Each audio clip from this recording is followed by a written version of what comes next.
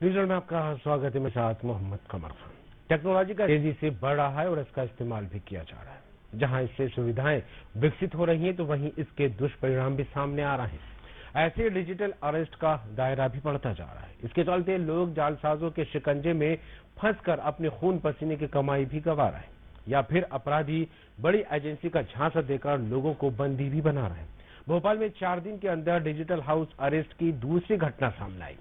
Cyber criminals ने telecom company के engineer Pramod को 6 घंटे तक उनके ही घर में डिजिटली कैद करके रखा। उन्हें डराया और धमकाकर एक कमरे में निगरानी में रखा गया।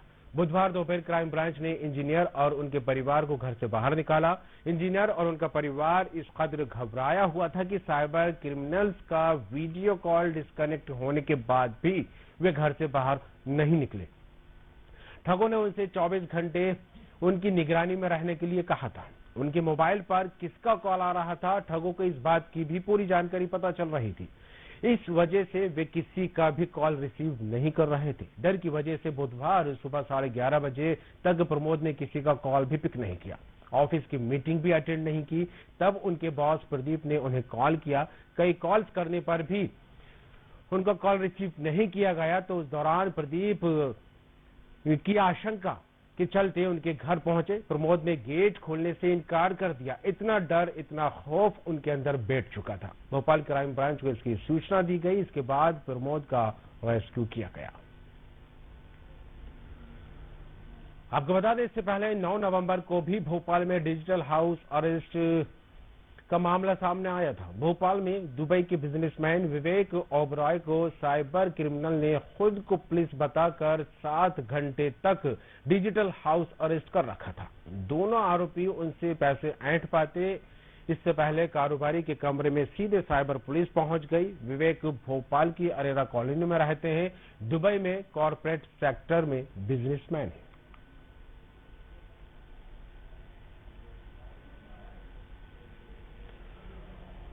तो कुल मिलाकर देखा जाए, डिजिटल हाउस अरेस्ट का जो जाल है वो लगातार बढ़ता नजर आ रहा है और इसी से जुड़े 2 मामले मध्य प्रदेश की राजधानी भोपाल में सामने आ चुके हैं, वो भी महज 4 दिन के अंदर। एक इंजीनियर को बंधक बनाया गया 6 घंटे के लिए।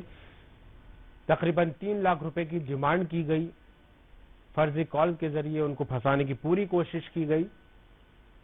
आधार कार्ड, अन्य कॉल्स और अन्य बैंक में ट्रांजैक्शन को लेकर उनसे बात की जा रही थी। जिस तरह से ठग बात करते नजर आ रहे थे, उसके बाद उनको जो है उनके ही घर में डिजिटल हाउस अरेस्ट कर दिया गया। एक के बाद एक मामले जिस तरह से सामने आ रहे हैं, उसको देखकर यही कहा जा सकता है कि डिजिटल हाउस अरेस्ट का जो जाल है लगातार बढ़ता नजर आ रहा है।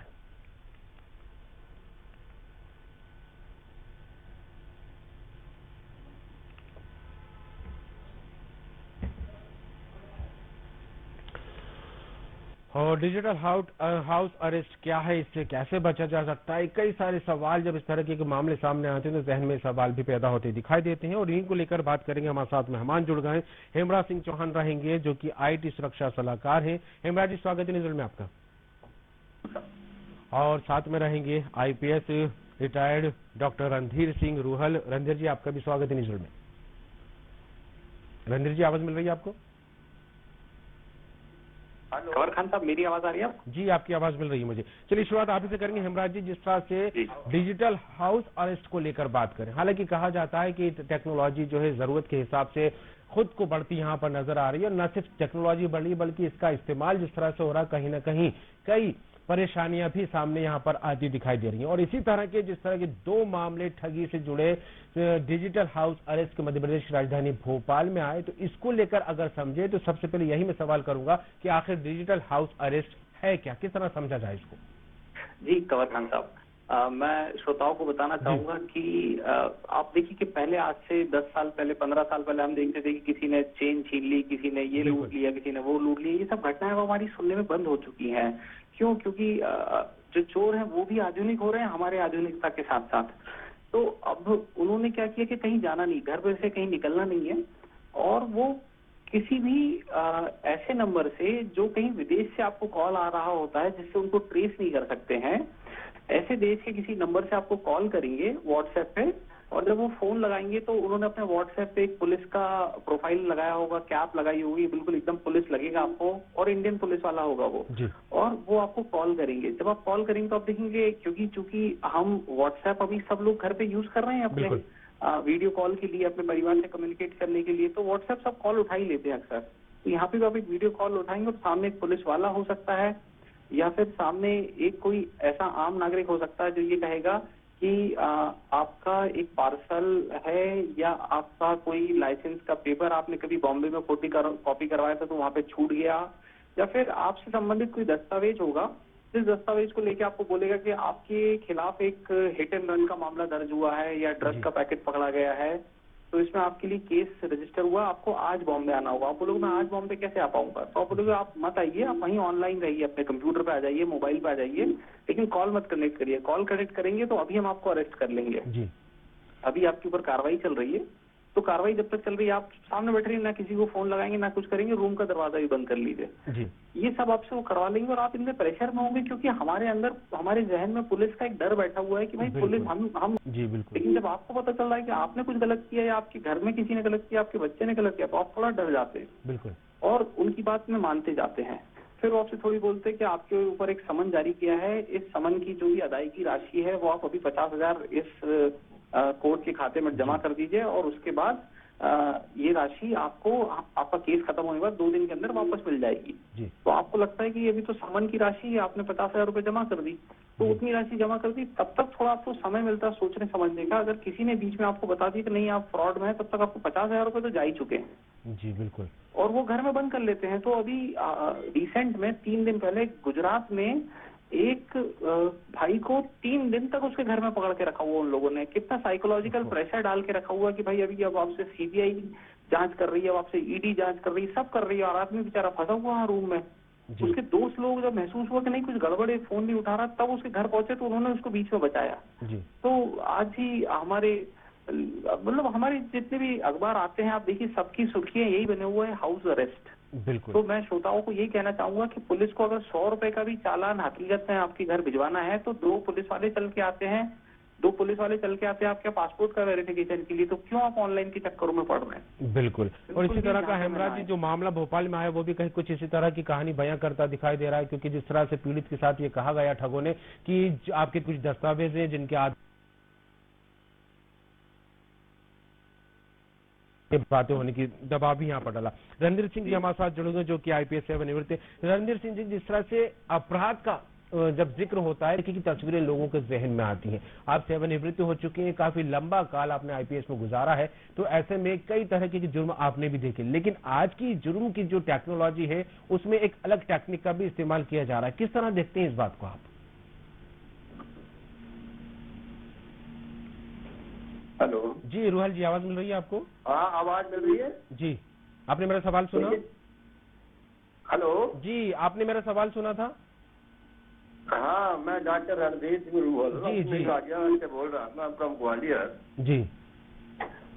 अभी जो वृत्तांत आए थे बिल्कुल साफ है कि जितनी भी ये घटनाएं हो रही हैं ये सब साइबर ऑफेंस में आ रही हैं, और ये आज से नहीं हो रही हैं, बहुत दिन से।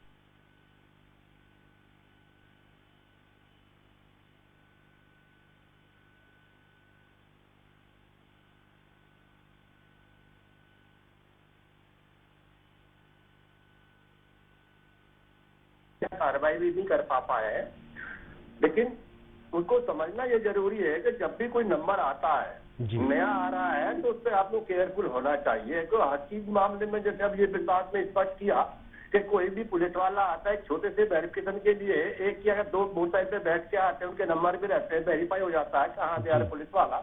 लेकिन आपकी स्थिति में जो है अगर आप जो है केवल वर्दी को देख के या कोई है उसके डॉक्यूमेंट देख के कोई डॉक्यूमेंट रह गया या किसी के नाम से बैंक से फ्रॉड कर रहा है, बातें आ रही तो उस पर थोड़ा चौकन्ना रहने की आवश्यकता है। जी बिल्कुल। हेमराज जी, जिस तरह से आपने जिक्र किया कि किस तरह के हथकंडे जो है ये ठग अपनाते नजर आते हैं, अपराधों को किस तरह से जो है यहाँ पर अंजाम देते दिखाई देते हैं, लेकिन हर एक आदमी इनकी जालसाजी से वाकिफ नहीं होता। जो समझदार हैं, जो अवेयर है, कहीं ना कहीं इन चीजों को समझकर इससे बच तो जाते हैं, लेकिन हर एक आदमी को जो है इस चीज की नॉलेज नहीं। तो ऐसे में क्या कुछ कदम उठाने चाहिए जब किसी के साथ ऐसा होता है? तो नहीं, ये बिल्कुल ठीक बात है। मेरा सबसे बड़ी बात ये है कि जनता इतने अवेयर नहीं है, लेकिन उसके लिए सबसे बड़े, क्योंकि पुलिस को ही सबसे ज्यादा परेशानी होती है, तो पुलिस को भी ये चाहिए कि उसमें जो है अवेयरनेस प्रोग्राम रखें, चाहे वो थाने के लेवल पे है या कोई डिस्ट्रिक्ट के लेवल पे, या कोई जो है कि स्कीम बना के या कोई विज्ञापन बना के ये क्लियर करे कि ऐसी स्थिति में उनको झांसे में ना आए।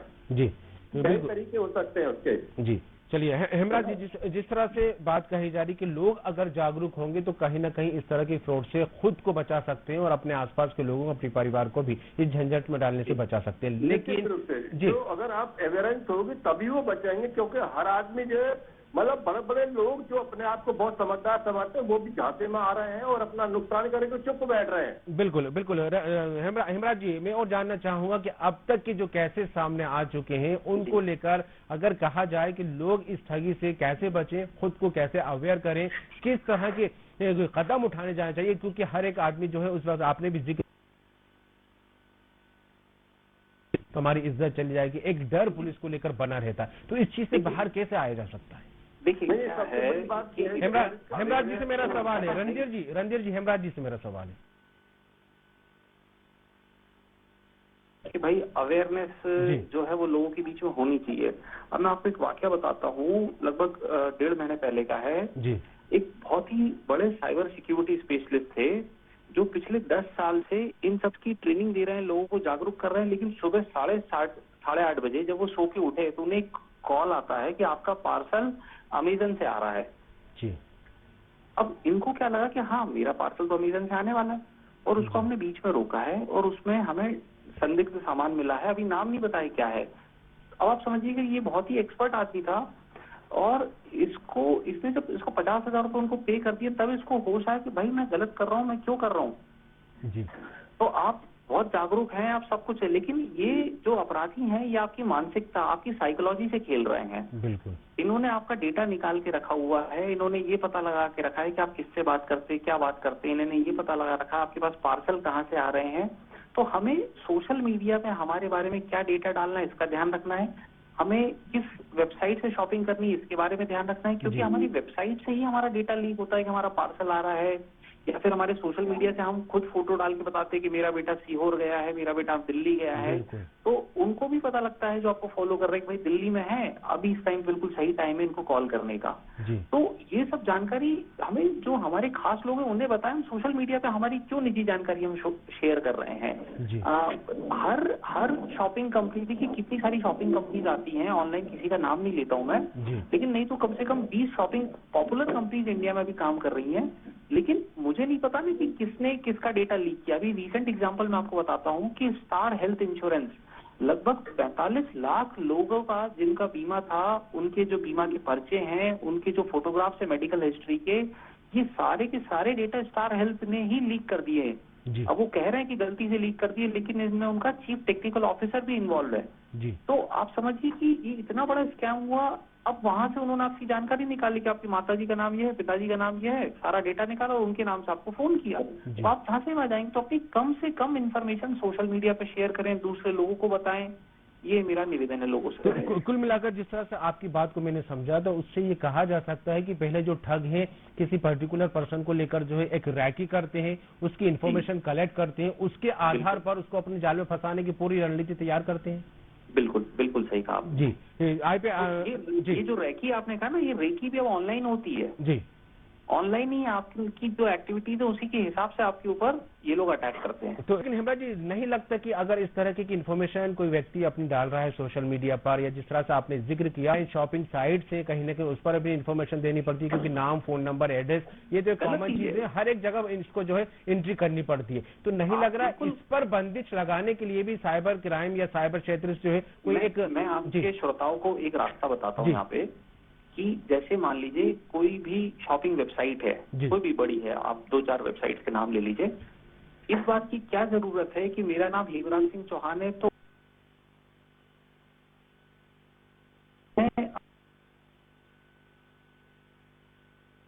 कहीं मोबाइल नंबर दे दूंगा, ईमेल दे दूंगा। अब जब मेरा डेटा लीक होगा तो मेरे को सामने से जब फोन आएगा तो बोले कि श्याम सिंह बोल रहे हैं, तो मैं उससे समझ जाऊंगा कि ये लीक हुआ डेटा और उसी से फोन करना आदमी मेरे को जी।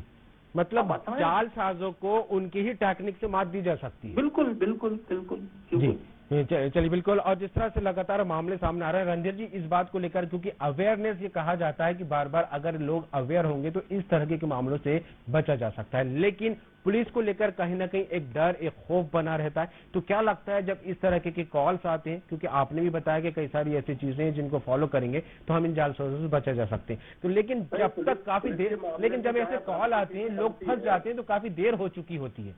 रणधीर जी, पुलिस के जो हुआ है उसको दिमाग से निकालना पड़ेगा। कोई ऐसी स्थिति कि कोई वर्दी वाला है या पुलिस वाला बात कर रहा है तो वहाँ का जो इमीडिएट ऑफिसर है, थाने क्षेत्र का है या सीएसपी का है या किसी और बड़े अधिकारी के क्षेत्र का है, तो उनको तत्काल बताना चाहिए। और ऐसे अपराधों के संबंध में कई जगह नंबर दिए जाते हैं, अखबार में दिए जाते हैं, उन चीजों को समझना चाहिए। कोशिश तो ये करना चाहिए अगर आप उन नंबरों को आप नहीं जानते हैं तो उनको ना उठाएं। और शायद भी ऐसा लग रहा है कि आपको ऐसी जो है पोजीशन में है कि आप किसी की मदद करना चाहते हैं, कोई तो भी उस चीज को समझ ले, उसको काट के अब अपनी ओर से लगा कर देख ले तो यू विल गेट एवरीथिंग। ये घटना पहले भी होती रही है। पहले वो गिन्नी दिखा के लोग जो है नकली जो है माल ले गए और लूट के चले गए, तो तरीके और थे। आज वो केवल मोबाइल से ही सब वो करना चाह रहे हैं। वो कहीं KYC के नाम से, कहीं बैंक के जो है फ्रॉड कर रहे हैं, कहीं आपको जो है हिप्नोटाइज टाइप बोल देते हैं उसको, लेकिन हिप्नोटाइज कुछ नहीं है, वो केवल उस चीज को जो आपकी गलती का फायदा उठाते हैं। जी बिल्कुल, इसका दायरा लगातार बढ़ रहा है हेमराज जी, लेकिन इस पर अंकुश लगाने को लेकर, क्योंकि बार बार जब इस तरह के केसेस सामने आते हैं, यही सबसे बड़ी बात ये है जो जिस मोबाइल की बात चल रही है जी, जो कैप होते हैं इनका, ये सब नकली आ रहे हैं। जो अपराध कर रहे हैं उनकी जितनी भी सिम है उनके नाम से नहीं पा रहे हैं, और साइबर अपनी पुलिस खड़ी रह जाती है कि अब किसको ढूंढें। अगर वो गवर्नमेंट के लेवल पे भी एक प्रयास जो है किसी को जो सिम दिया जाए तो उसको ऑथेंटिक दिया जाए, डॉक्यूमेंट अपना दिया, ऐसे नहीं कि हमारी कॉपी की फोटोकॉपी मिल गई उसी पे आपने जारी कर दिया। तो सबसे बड़ी गलती ये हो रही है, मोर देन 50% जो सिम है यूजर अलग है और उसका जो है मालिक और है। लेकिन रणधीर जी, एक बात देखने को मिलती है, सिम अगर कोई बंदा खरीद रहा है तो डॉक्यूमेंट्स, आधार कार्ड, उसका एड्रेस और उसका बिल्कुल ID प्रूफ मांगा जाता है, लेकिन नहीं लग रहा कि इसको लेकर भी कहीं ना कहीं कानूनी स्तर पर कदम उठाए जाने चाहिए, क्योंकि छोटी छोटी जगहों पर भी सिम बेचने के लिए लोग बैठे हुए हैं। उसमें थोड़ा सा उसका पालन करना जो है बहुत जरूरी है। अगर पालन नहीं करेंगे कानून को तो डिब्बा में बंद रहे, किताबों में बंद रहेंगे, उसका कोई मीनिंग नहीं है। जी बिल्कुल। अब अगला सवाल हेमराज जी आपसे मेरा, कि जिस तरह से कहा जाता है कि पहले रैकी की जाती है और देखा जाता है कि ये बंदा किस कद का है, किस फील्ड में काम करता है, सारी चीजें करने के बाद उसको जो है कॉल करके फंसाने की पूरी कोशिश की जाती है। लेकिन जब इसमें लोग फंस जाते हैं, जब केस पुलिस तक पहुंचता है, तो एक पहलू ये भी निकलकर सामने आता है कि जो रसूखदार लोग हैं उनको लेकर कार्रवाई तेज कर दी जाती है, जो सीधे साधे आम जनता होती है उनको लेकर कहीं ना कहीं कार्रवाई में एक फर्क देखा जाता है। तो इसको लेकर क्या कहेंगे आप हेमराज जी? देखिए, मतलब ये काफी हद तक आपको कुछ आंकड़े बताता हूँ। 2023 में सिर्फ 15 लाख केस ही रजिस्टर किए गए हैं साइबर क्राइम से संबंधित भारत में। पूरे भारत की बात कर रहा हूं मैं जी। मेरे को ऐसा लगता है कि 1 लाख केस तो अकेले भोपाल में हो गए होंगे जी। तो केस कहीं पे बहुत ज्यादा कम रजिस्टर किए गए, पहली समस्या। दूसरी समस्या, हम अगर हमारे पुलिस फोर्स की बात करें तो पुलिस फोर्स में अगर आप साइबर थाने में जाएंगे तो मेरे को लगता नहीं कि वहां पे 40-50 से ज्यादा लोग काम कर रहे होंगे। जी देखिए मैंने ये चीज जी। लेकिन डेली के 200 केस मेरे को लगता है कि वहां पहुंच रहे हैं। अब जब केसेस इतने ज्यादा पहुंच रहे हैं और हमारी जो फोर्स है वो बहुत कम है, दूसरी बात। तीसरी बात, हमारी जो फोर्स है ये फोर्स में अभी वो हमारे पुराने समय के लोग हैं, जिस समय जिन्होंने मोबाइल आया था और वो काम कर रहे हैं जी। अभी लेकिन जो चोर है वो शुद्ध साइबर अपराधी है। उससे लड़ने के लिए हमें भी पुलिस में ऐसे ही लोगों को भर्ती करना होगा जो साइबर अपराध को बहुत अच्छे से समझते हो, जिनका स्पेशलाइजेशन साइबर अपराध हो। वो भले दौड़ ना लगा सके जी, वो कुछ ही और चीज में एक्सपर्ट ना हो, लेकिन वो साइबर का एक्सपर्ट हो, साइबर सिक्योरिटी का एक्सपर्ट हो जी। वो ही साइबर मानसिकता को समझ के जल्दी पुलिस की मदद करेगा। तो पुलिस टीम को अपने आप में इजाफा करना जरूरी है। जैसे थाना है, अभी आप थाने का एग्जांपल ले लीजिए, कोई भी थाना लेते हैं, भोपाल का गोविंदपुरा थाना, पिपलानी थाना है, तो आप देखेंगे कि दिन में जो साइबर के अपराध नहीं है वो बहुत कम हो चुके हैं, लड़ाई दंगा। लेकिन हेमराज जी एक बात और ये भी सामने आती है, क्योंकि मैंने खुद इस चीज को फेस किया है। क्रेडिट कार्ड के साथ मेरे साथ क्रेडिट कार्ड को लेकर मेरे साथ फ्रॉड हुआ, साइबर में मैंने इसको लेकर शिकायत की। तो जब जब अपडेट लेने गया तो कुछ ना कुछ बिंदु निकलकर सामने जरूर आया। जो लोगों ने जालसाजी की उनकी जो लोकेशन निकलकर सामने आई, कभी हरियाणा निकल कर आती है, कभी आसाम निकल कर आती है, कभी उत्तराखंड निकल कर आती है। इन बिंदुओं के आधार पर इन्वेस्टिगेशन को लेकर कहा जा रहा है कि हम मेल कर रहे हैं, हम आगे प्रोसेस लगातार कर रहे हैं। तो जब इस केस को लेकर 1.5 साल से ज्यादा का वक्त गुजर गया तो मुझे जो बात सामने आई वो ये रही कि अब कुछ नहीं हो सकता, इतना वक्त गुजर गया। तो इसको इस तरह के केसेस में क्या करें? इसमें आप देखिए, मैं किसी का नाम नहीं ले सकता, लेकिन आप समझिए कि एक व्यवस्था है, जिस व्यवस्था ने कहा कि आधार एक मोबाइल सिम लेने के लिए बहुत जरूरी। आप समझिए कि अगर आज सिम खरीदने के लिए आधार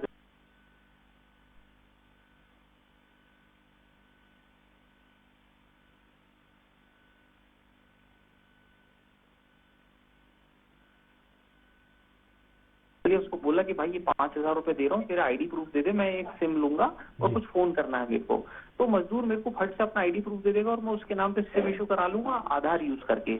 लेकिन असल में तो वो मजदूर कहीं और जा चुका है और मेरे पास उसकी सिम है और उसी सिम को यूज करके साइबर ठगी कर रहे हैं। तो एक बार सिम को करने की जरूरत है कि भाई जितनी सिम है वो लोग आए अपना आधार का कि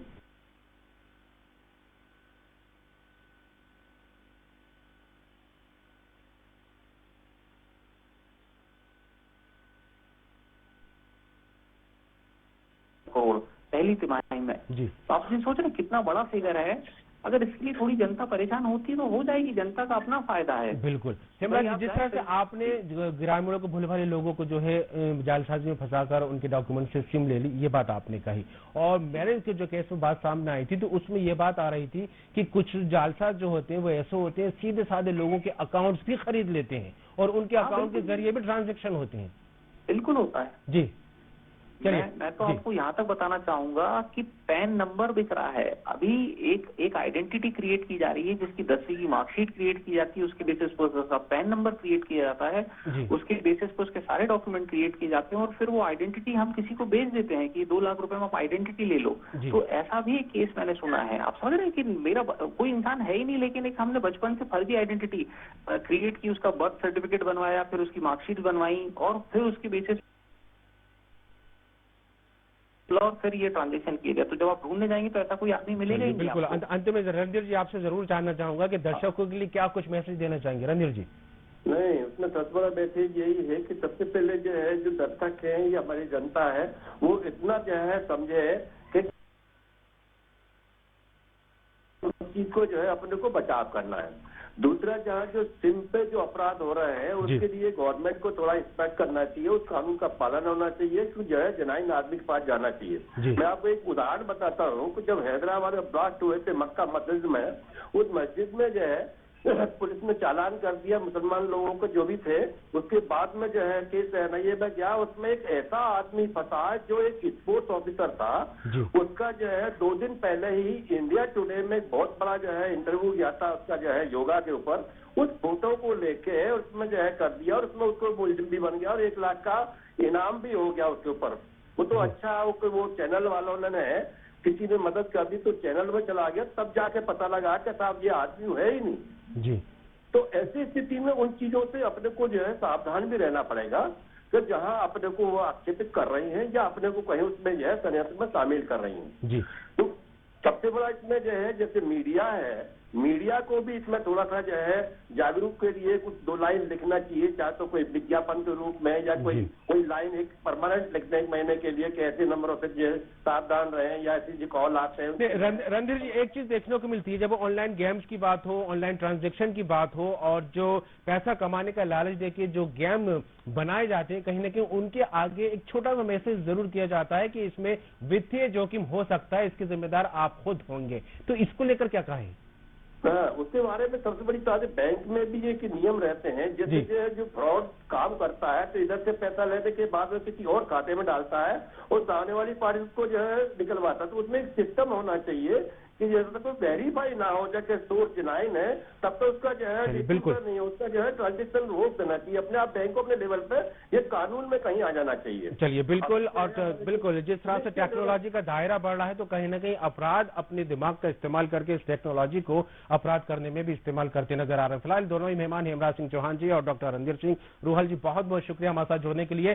तो डिजिटल हाउस अरेस्ट की बात हो या फिर साइबर क्राइम की बात हो, तो कहीं ना कहीं जिस तरह से टेक्नोलॉजी का इस्तेमाल करके साइबर फ्रॉड होते दिखाई दे रहे हैं, लोगों को हाउस अरेस्ट किया जा रहा है, तो इसको लेकर यही कहा जाता है कि अगर इस तरह के कॉल्स आपके पास आते हैं, पहले उसको वेरीफाई कर लें, सुनिश्चित कर लें कि यह हमसे संबंधित ही कॉल है, ये किसी तरह का फ्रॉड नहीं है, उसके बाद इस कॉल कर रिसीव करें। जागरूक होना बेहद जरूरी है, और जब इस तरह के खुदा ना खास्ता मामले सामने आ जाते हैं तो जागरूकता दिखाते हुए पुलिस की मदद ली जा सकती है, साइबर सेल की मदद ली जा सकती है, जिसके चलते इन फ्रॉड्स पर शिकंजा कसा जा सकता है। फिलहाल देखने वाली बात होगी कि जिस तरह के मामले लगातार बढ़ते दिखाई दे रहे हैं, इसको लेकर पुलिस से जो कार्रवाई हो रही है, इसको लेकर आगे क्या कुछ खुलासा होता है और किस तरह लोग जागरूक होकर इससे लोगों की मदद करने में भी आगे आते हैं। आज की इस चर्चा में फिलहाल इतना ही, बने रहिए न्यूज़ वर्ल्ड के साथ।